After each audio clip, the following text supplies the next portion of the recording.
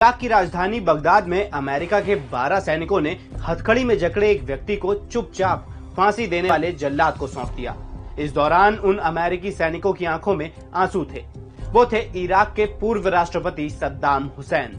आज कहानी इराक पर 2 दशक तक राज करने वाले तानाशाह की। सद्दाम ने बगदाद से ही कानून की पढ़ाई की और महज 20 साल की उम्र में बाथ पार्टी की सदस्यता ले ली। उस समय ये पार्टी अरब में राष्ट्रवाद का अभियान चला रही थी, जो 1962 में इराक में हुए सैन्य विद्रोह की वजह बना।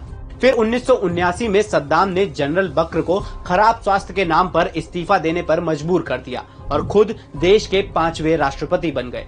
सद्दाम पर आरोप लगे कि सत्ता संभालते ही उन्होंने अपने प्रतिद्वंदियों को मारना शुरू कर दिया था। एक इंटरव्यू में इस सवाल पर सद्दाम बिना हिचकिचाए बोले, निश्चित रूप से आप क्या अपेक्षा करते हैं जब वे आपकी सत्ता का विरोध कर रहे हों।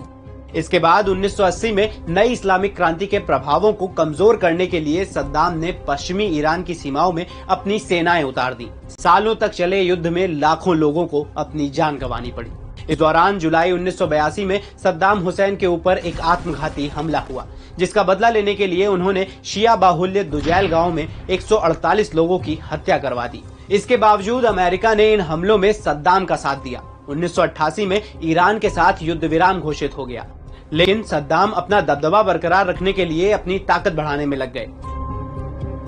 युद्ध तो रुक गया, लेकिन इसका नेगेटिव इम्पैक्ट पड़ा इराक की इकोनॉमी पर। कुवैत को इसका दोषी ठहराते हुए 1991 में सद्दाम ने हमला कर महज 6 घंटों में कुवैत पर कब्जा कर लिया। अमेरिका ने इसका विरोध किया, लेकिन सद्दाम ने फिर भी कुवैत को इराक का 19वां प्रांत घोषित कर दिया। फिर कुवैत को आजाद कराने के लिए अमेरिका की अगुवाई में 28 देशों का एक गठबंधन बना और 1991 में इराक के खिलाफ जंग शुरू हो गई। इसे खाड़ी युद्ध के नाम से जाना गया, जिसमें इराक को काफी नुकसान उठाना पड़ा।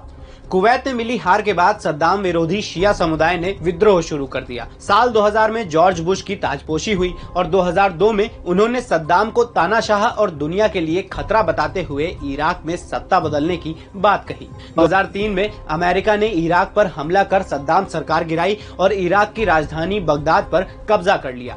13 दिसंबर 2003 को सद्दाम हुसैन को गिरफ्तार कर लिया गया। उन्हें जेल में 12 अमेरिकी सैनिकों के साथ रखा गया, जिन्हें सुपर 12 कहते थे। सद्दाम पर कई मामलों पर मुकदमा चला और 5 नवंबर 2006 को उन्हें मौत की सजा सुनाई गई। फिर 30 दिसंबर 2006 को सुबह 6 बजे उन्हें फांसी दे दी गई।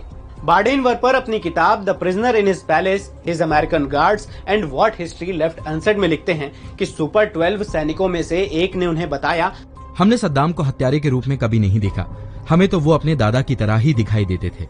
कहा जाता है कि सद्दाम की फांसी के वक्त सुपर 12 सैनिक रोने लगे थे।